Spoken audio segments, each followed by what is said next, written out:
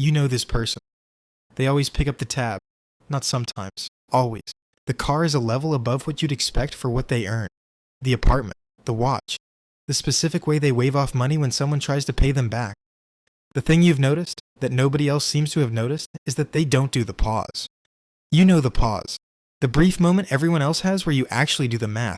Where you check what the thing costs against what the month looks like. They've stopped having that pause. You've never seen them look anxious about money. That's actually the tell. Somewhere in you is a thought you've never quite said out loud. You've seen the salary, you know the number, but the numbers never quite produce what you're looking at. That thought is correct. I was at dinner with someone I've known for a few years. Good income. I know the rough number. We'd been out a handful of times before and it was always the same. Relaxed with money in a specific way that reads as comfortable. At the end of the night, his card declined. He laughed immediately, said wrong card, pulled out another one. The whole thing took maybe 4 seconds and nobody else at the table registered it. But I know what he earns, and the card that declined was not a card that should decline. The laugh was too fast. You learn to recognize that laugh. It's not embarrassment, it's a reflex that's been practiced.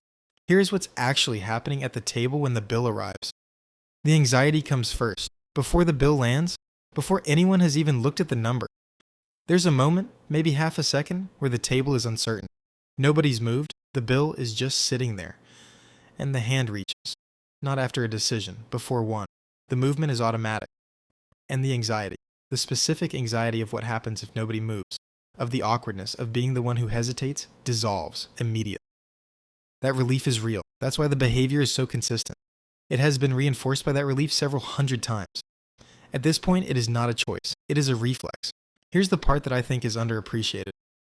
The generous one is a social role. Once you have it, once that is who you are in the group, it becomes load-bearing, not just socially, psychologically. It's not what they do, it's who they are. And stepping back from it doesn't feel like being more financially responsible. It feels like losing something. People will sustain financial pressure longer than almost any other kind of discomfort to avoid losing a social identity. When the group upgraded, they upgraded. Not to prove something, not consciously. Because the new baseline arrived socially before it arrived financially. The vacation the group took, the hotel tier, the restaurant where the prefix starts at what a week of groceries used to cost, you could technically afford it. You just couldn't afford it and also be saving at the rate your plan requires. You picked the vacation, not because you were reckless, because the social environment had already made the decision and you arrived after it. Now let me tell you what the private version of this looks like. 42% of people earning $200,000 or more avoid checking their bank balance specifically to reduce stress. 48% of six-figure earners have pretended a payment app wasn't working to avoid a payment. The same person who picked up the dinner on Saturday. I see this at the professional level too, which I'm aware is its own kind of uncomfortable. At the income brackets we're talking about, 150, 200, 300, the portfolio pattern is consistent enough that I've started recognizing it before the spreadsheet is even open. The income line goes up, the spending line follows almost immediately. The savings line moves, but later and later. For a meaningful proportion of people at this level means years.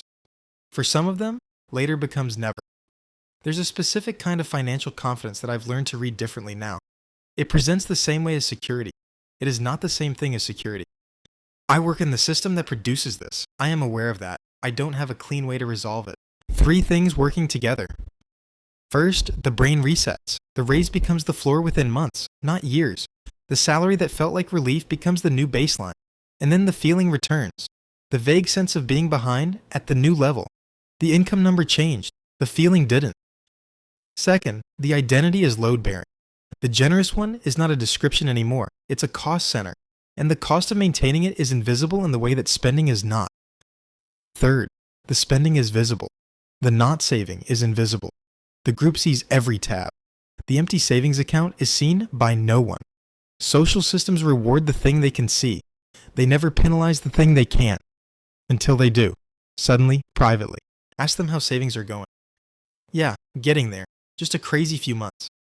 They say this every time. It has been 18 months of crazy few months. And they're not lying. They believe it. The intention is completely genuine. But there's a gap, documented, consistent, between what people intend to do with their money and what they actually do with it. Knowing and doing have almost nothing to do with each other. That's not a character flaw. That's the gap between what the brain plans and what the environment produces. The performance of financial ease is itself a financial drain. Maintaining the identity costs money. The more sorted they look, the more it costs to look that way. The apartment, the car, the tab, the vacation tier. Each one is load-bearing. Each one compounds quietly, and none of it is visible to you. What you see is the surface. What exists underneath the surface is a different picture.